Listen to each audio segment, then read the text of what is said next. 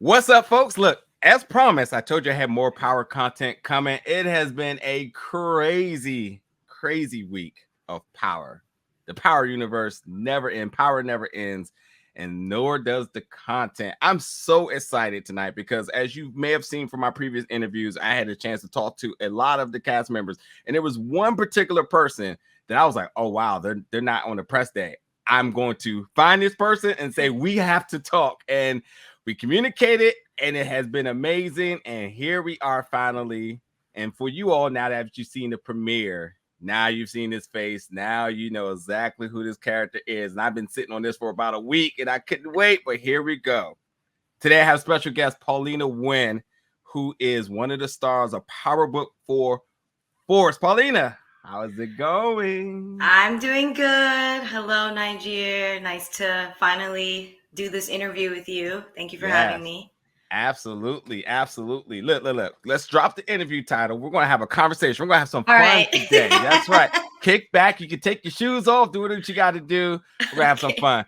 But seriously, it has been a crazy week for Power, for the fans. But you're in the Power universe now. Have you taken it all in?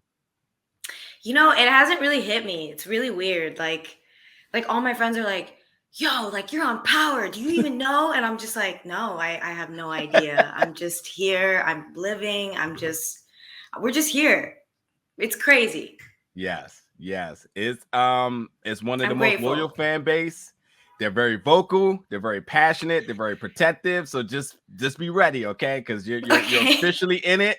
And they're not going to let it go. So just know that you're going to be hit with all types of conspiracy theories and fantasy bookings, and it's just part of the nature. But you know, anybody, I highly encourage you to give her a follow on social media.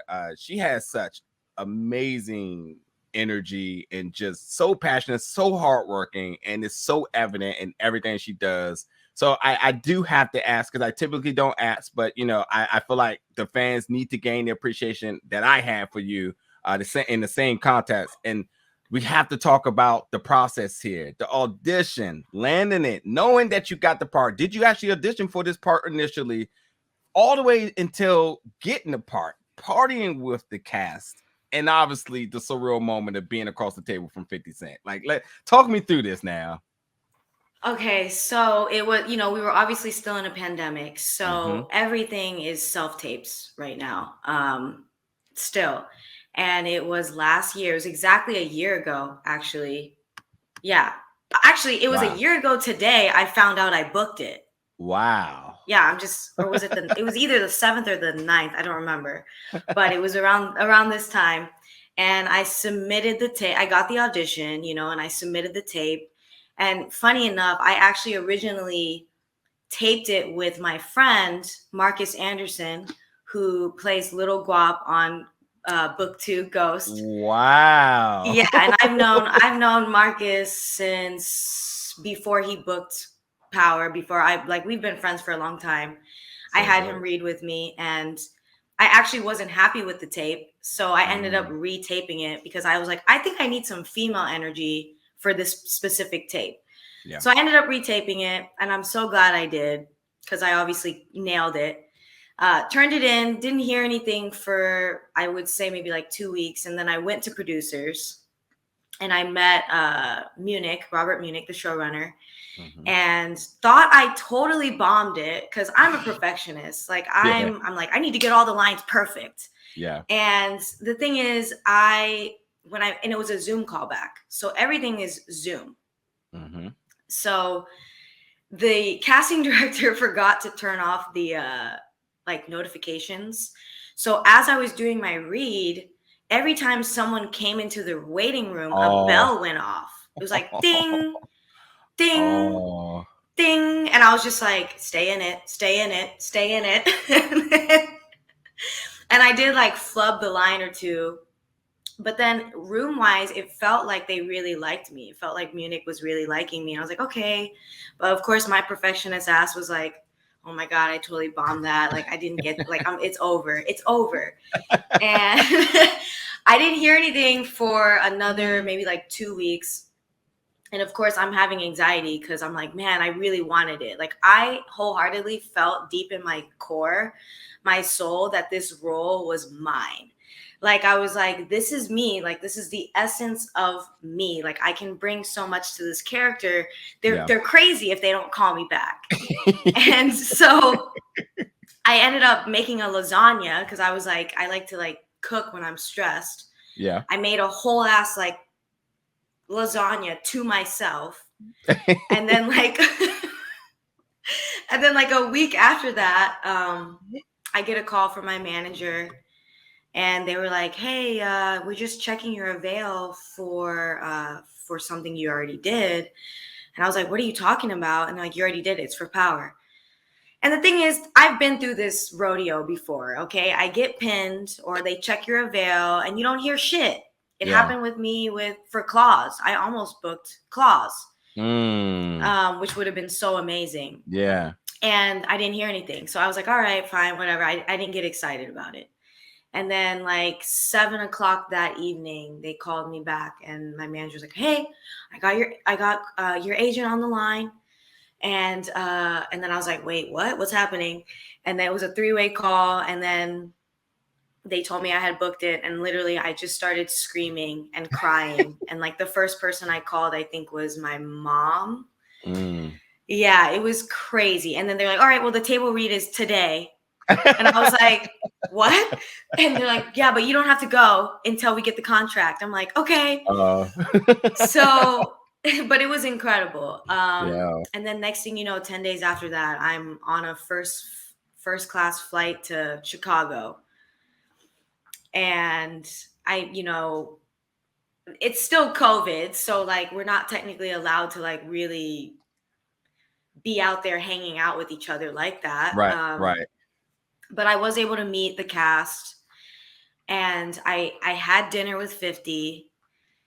And some of the other cast. And I'm just going to tell you right now, like, I grew up heavily involved in the hip hop community because I actually used to be a dancer. I used to be a B-girl. I did it for 7 years. And I grew up listening to, Get Rich or Die Trying. That was my shit in middle school. Like, my parents let me listen to that. So, I was bumping that like on my walks home from school. Actually, it wasn't middle school. It was fifth grade. Okay. I'm all listening to Wankster and PIMP, So when I met 50, it was crazy. I definitely was starstruck. I shook his hand, and it was so embarrassing. I stuttered. I was like, hi, I'm Paulina. I'm on your show. Like, it was like. That's so dope. Yeah, it was really. It was definitely a moment that I'll never forget. And not only that, like, we went to the sugar factory. Yeah, saw the video. 50 Cent took us to the candy shop. Yeah. We went to the candy shop. It looked like a whole vibe. I was like, man, could you imagine? Like, I wouldn't even. It didn't feel real. It didn't feel real. Yeah. Hey, man, you deserve it. And then see the hard work, the professionist in you. You got it done, and the rewards are paying off. So I'm happy for you. Happy. Thank you. It's been a crazy journey. I will say that. And it's just getting started. Now, here's something that, as a film critic, as much as I like shows, and sometimes I could turn the critic cap off and I could just watch it and appreciate it. One thing I'm a sucker for is this fantastic cinematography. Like, that would just get me locked in. And my favorite style of shooting happens to be low light shots with neon lights. So the fact that we have this scene, and the thing with neon lights is I get everybody, I got some neons behind me or LEDs behind me, and I get it. But like, they also dictate a sort of a mood. They try to dictate a tone. There's sort of a strategy behind it, especially with these, some of these cinematographers who are just next level. So there's a lot to really put into thought whenever you see certain scenes like this. Now, that's one thing. The second thing is Power is infamous for its iconic club scenes. And those iconic club scenes always introduce the most pivotal characters in that show. Always. It doesn't matter if that person is there for 10 seconds or 10 seasons. Those scenes happen to be some of the most pivotal introductions for characters. And across the room, do we see the introduction of Mai Liet, what happens to be your character. Now, what's really caught my eye is like, I love how that was shot. It was a fantastic introduction, and it left me with so many questions, which is why I was like, I hope I get the chance to talk to her because I have questions. So before we get into all the questions and whatnot, I want to know for you, how does it feel to know that your character did get that proper red carpet rollout for her introduction? That you're here. I can't be stopped. That self-assertance, you know? How did you feel when you knew that's how you were going to be introduced? Honestly, I didn't really have any words. There was just so many other like nerves that were happening, right? Like, I'm like, oh my God, like this is like, I was still like, it felt surreal just being in Chicago and like sitting with 50 and like just being in this world, right? And now that you pointed it out, it's making me realize it more, because I actually didn't really even realize that until you brought it up just right now. I am really appreciative and just so grateful that they gave my character such an amazing introduction, because it kind of leaves the audience being like, who is she? Like, what does she have to do with this? And, you know, there wasn't anything that was said. It was it was left very like, well, you'll have to just keep watching to find out. But I definitely feel grateful, so grateful and honored, definitely. It was a beautiful, fun scene to shoot. Oh yeah, so many questions asked, and we're gonna start pulling back the orange a little bit here. Now, the thing with the introduction, folks, and again, hopefully by now you had a chance to see it, is that the path opened, the lights was on it. I mean, it was a beautifully shot scene, and the moment I saw you, I was like, hot damn! Like you could just feel the energy radiating off this character. And at one point, it just looks like a glance, like a wait, did I see somebody type of thing? But the fact, and we're going to talk more about Claudia Flynn, played by Lily Simmons, who is, as safe to say, she's the next one up.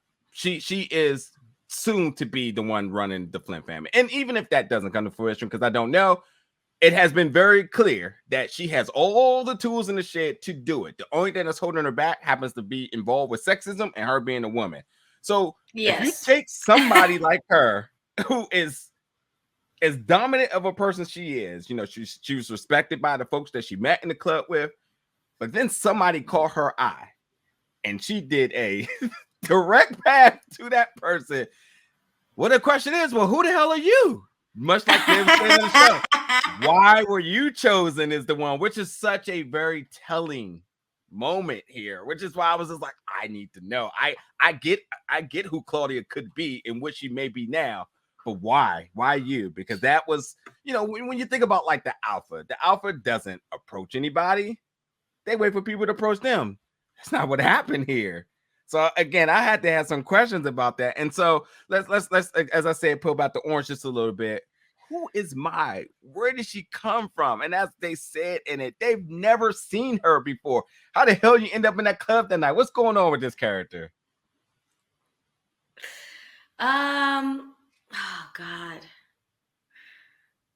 I don't want to like say anything that I'm not supposed to, but let's just say, I mean, Mai could easily be the plug. She's the plug, is all I'm gonna say. Maybe not. You know, I think, like you were saying, energy wise, you know, I think that definitely is what caught Claudia's eye, right? Because I am somebody that she's never seen in this environment before, you know, like, and I'm like definitely eyeing her, and it's just like an energy. And then next thing you know, I show her this amazing new drug that just knocks her socks off, quite literally.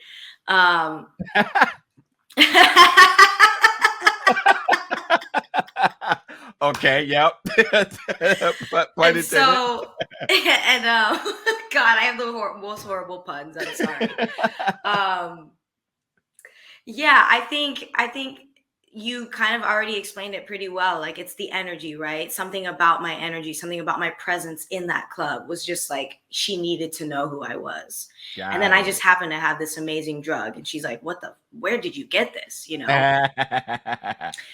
So let's do this. Let's play fantasy book in here. And this is just, you know, this is not power contents. This is not anything written or anything. What do you tell yourself to put yourself into this role? Like, is there a certain mental process of saying, this is my story? Or do you pull for something in your personal life to get into this role to make Mai radiate the way she does? That's a great question. You know, in my process, I do pull a lot from my real life, and as well as my imagination. I think it's good to be able to use both. With Mai, you know, she is definitely someone who didn't have a silver platter. Like, things were not just handed to her. You know, she is someone that has had to work to be at the level that she is at. And you guys are going to find out as you watch the season, you know, her background and where she comes from and how she's all connected to this world. But she is definitely someone who's, you know, just like everyone in power, majority, who has had to work their way through the ranks to get to a specific level that they want to be at, you know. And I could say that the same for me in my real life. You know, I would say that I can relate to a lot of things with Mai. You know, she is a Vietnamese character. I am Vietnamese. And with, you know, most people who are first generation American struggle with a lot of, you know, my parents were very old school, you know, you need to do this, you need to go to college, you need to get a degree in business and all that stuff. And they are, they immigrated here. So, you know, my parents didn't have a lot, you know, so I kind of connected that with Mai as well. Like, she is someone that didn't have things handed to her, and she's had to really get like, and she's still trying to gain that respect. Yeah. Right. And I think that's why she goes to this club and she's like, hello, Claudia. Hey, listen, it works. You got the attention and the respect, the curiosity out of one of the top players. She's a Flynn, regardless of whatever her rank is. She's a Flynn, and we know that the Flynns are dominant in Chicago. So that's a very telling thing about your character. Now, I'm gonna kind of compile this question a little bit here. What was it like working alongside of Lily, who again plays Claudia? And in that, how did you two build that almost feels organic chemistry just in the club? We'll go to the next scene next, but how did you build that chemistry to make that scene feel the way it did? And the biggest question I have is, well, then how did you pull yourself out of that? Because that was like to me, I was like, it reminds me of like the first time I heard Usher "Love in the Club," and I remember like and that's the end of that story. I love that song. That's a banger. Listen, but you know, certain things would just move you a certain way, and you may just do things that you just be like, wow, I don't know what's taking over me right now, but I'm for the ride. And you know, that's what it feels like. It felt like sort of an experience, sort of like a flowing movement of energy between the two of you two, which looks so authentic. So how was it like working alongside of her, and how did you all be able to like really put together that chemistry? You know, Lily's really sweet, so it wasn't hard for me to, you know, connect with her. And like, we did the table read, and we actually connected and talked, you know. And she's a veteran. She's been working, you know, she's been working for a while, and she was very nurturing, you know, kind of like a mama bear, I would say. Especially in the context of the scene, like we had to be physically like intimate with each other. Like, the first scene we shot together was that club scene, obviously. And I I think that was the first time I had ever kissed another woman on camera. Yes, it was. I had to think about that. Whoa. But it was really fun. You know, she's very light and easy to work with. So it wasn't hard for me to, you know, get into it.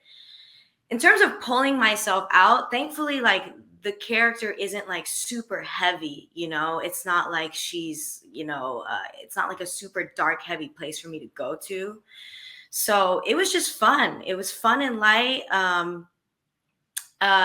In terms, I don't know if you're asking, like, is it hard for me to fall out of like lust for Lily? Maybe, yeah.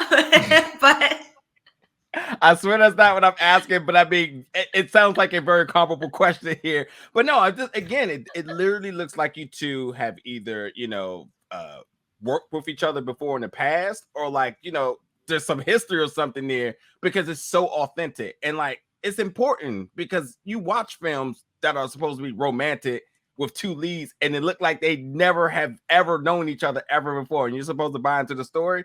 And it's very important for these two characters to mesh the way they do, because it's a telling story in its own. Claudia, who is the next one up in her family, has met somebody in the club she's never seen before, and she's completely in on this person. And this person is not just, you know, being consumed by Claudia's presence, but she's also matching her energy. This, I mean, it's a lot that's going on there in the 10 seconds, you know. To the point that brings me to my next question is that did they then film the sex scene afterwards in order of the previous scene? Was it sequential to that to keep that chemistry going, or did y'all do that in another day of filming? We did that on another day of filming. It was, I think we had filmed the club scene, and then I think a whole entire week had went by, either a week or 2 weeks. Wow. Actually, maybe longer. Actually longer, because we had to do, you know, a rehearsal and meet with the intimacy coordinator and, okay, you know, make sure that everyone was comfortable. Right. And honestly, it was a fantastic experience. I was obviously very, very terrified and scared. But yeah, again, Lily, you know, she's been working. She really helped me feel more comfortable. It was really funny. She actually showed me was it from 2015? It was a 2015 Oscars opening speech. And it was a bunch of gay choir boys singing a song called I Saw Your Boobs. And they like pointed the camera at like Halle Berry, at Charlize Theron, Kate Winslet, and they're all singing this. They're like, Halle Berry, we saw your boobs. And it like points at Halle Berry. And I'm just like, okay. And so she was like, do you feel better now? And I was like, I actually do. Like, I'm okay now. Like, it's like, well, then. It was a really funny moment. Yeah. It was great. Remarkable work between the two of you two. Again, I thought you two have fantastic chemistry on screen, and it again, I can't stress enough, it's very telling. Now, thank you. Going into the specifics here now. This is just a flat out yes or no, or as much as you're comfortable with saying. Does Mai know who she's dealing with? Yes. Okay. Yes. Enough said. Now, let's talk about a little bit about this role, this character, in terms of representation. Now, both, as you said, being Vietnamese, and playing a queer woman on screen.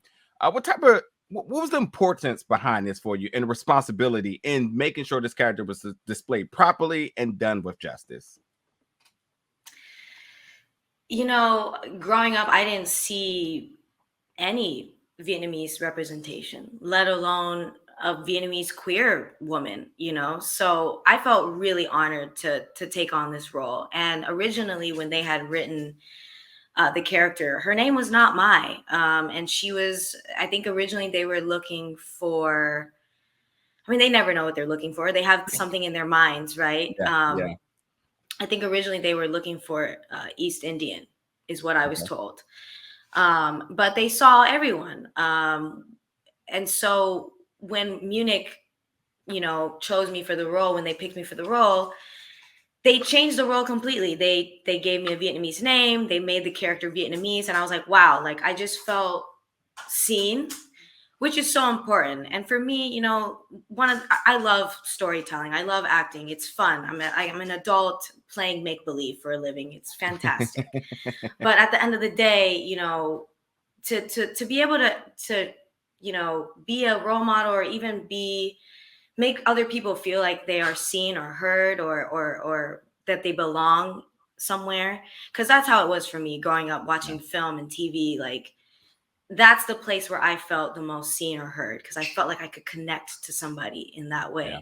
So to play this role, especially for the LGBTQ community and for the Asian American community, is fantastic.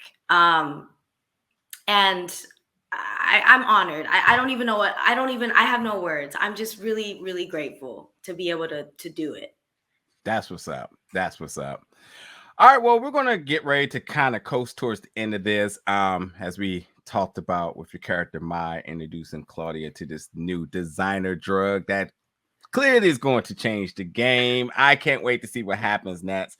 And honestly, it's kind of intriguing because now, you know, Claudia's been, you know, held under the thumb of her dad, and you know, and all of the sexism about how she is basically ready to go, but because she has small hands and all other sorts of different things he made in terms of just basically summing up saying you're a woman, so you can't run this, is telling, because in speaking with her, she said, hey, maybe I got to go out and do it my own. I said, oh, really? And it seems like she may have somebody on the side that might be willing to ride with her. I also even pitched the idea to her. I was saying, you know, Tommy is a person that's been very empowering for women. He's always trusted the women that he's been around, trying to give them responsibility and purpose or insertance into everything he's done, as you've seen with LaKeisha, Holly, and even Tasha, who he respects the most. So I could imagine a moment, which we've seen in the trailer for the entire season at some point, that he does meet her. And I can imagine he's fond of her, saying, oh, that's a boss. And along the boss is going to probably be her sidekick right here. So we'll kind of see how that play. And sidekicks is maybe even a reach, because she may even look at you as a partner, the way she seems to have respected what you was able to present in this first episode. So we'll have to see. So all I know is, for this very short and sweet question, I mean, IMDb does say that we will see you in some future episodes. I mean, of course, you're the plug, you got the new designer drug. But if you can wink a few times in terms of the speed, in the speed of your winking, how crazy are things about to get?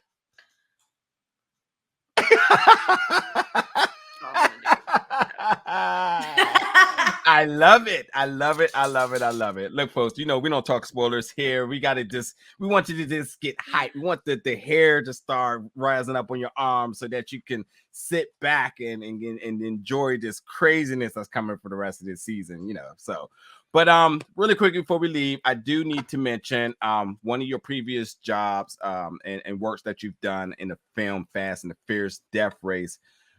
You worked alongside of the late great DMX. Rest in peace. The world has truly lost a legend. We would never ever have anybody to fill those shoes. Who is also the godfather of Lauren Heard, Paige Heard, Lauren from Power Book. You see how things be connecting here? Yes, but crazy. You know, anything with DMX always is about wisdom. It's always uplifting. You can never find a bad story about this guy. It was a pleasure to be able to talk to Paige about him shortly. And knowing that you had worked with him, I definitely had to open up the floor for you to talk about your experience in being on set with him. He is, I mean, obviously another hip hop legend, right? So he's the nicest man. It was so nice. And to see him work too was really incredible, because he's just on it. He's so sharp. He, you know, like, he would get his takes done in 2 or 3 takes, you know, and like, he was good. And not only that, like, he added, you know, his DMX flavor to it. And that's what made him so, like, fun to watch. Yeah. But I basically played like his ex-girlfriend that was like trying to bring him down, because he was like the villain in the story. But it was incredible. It was fun to work with him, and I'm glad I got to do it, you know, before he had passed. Yeah. I really am so grateful. But he was really nice. So That's nice. So awesome. And just welcoming. Yeah. Rest in peace, man. I tell you, it's just the impact he left on this world would never ever be undone. So it's been a pleasure talking with you. I'm so excited that I was able to check this off my list because I was definitely intrigued with everything with your character and you as a person. I think you're a fantastic person, and from everything I know and everything I learned today, you are absolutely deserving to be in this position that you're in now, and it's only getting started. And as I say that, because I'm a big person about putting it out in the air, I do also need to know just a little bit of context with that, because we want to manifest our goals and achievements here, but there may be some things that are already coming to fruition. So that's where I come down and ask you, is there anything that you got potentially coming down the pipeline that we may need to be looking out for here? Nothing that I can speak about yet. But doors are opening. Doors are opening. The opportunities have been just opportunities that I have dreamed of since I wanted to be an actor. So, and it only takes one, is what they say. And I think being a part of the Power universe is definitely already opening so many doors for me. And I'm just excited to see what comes out of it. I'm here. We're here. That is fantastic. Hey, I love to hear it. Love to hear it. Paulina, again, it's been a pleasure talking to you. Folks, if you somehow are watching this interview and you just stumble across it and you have not watched Power Book 4 premiere, the premiere episode, which just recently aired, get to it, folks. Yeah, you're a little late to the game. Just stay off Twitter. Yeah. Twitter has no chill. They don't. Bad. It's literally one of the best pilot and premiere episodes of the Power universe, and I can't wait to see what happens next with your character. And then, to be honest, I gotta honestly say this. I can't wait to see what the women are going to do going forward, because it seems to be some big players right now. And it seems like, from a show that, mostly have been dominated by the guys running the game, it's like the women about to come out swinging, and I'm excited for this. So we're going to see how this plays out. But again, it's been a pleasure talking to you. And folks, thank you so much for tuning in tonight, and we'll see you all very soon. Thank you.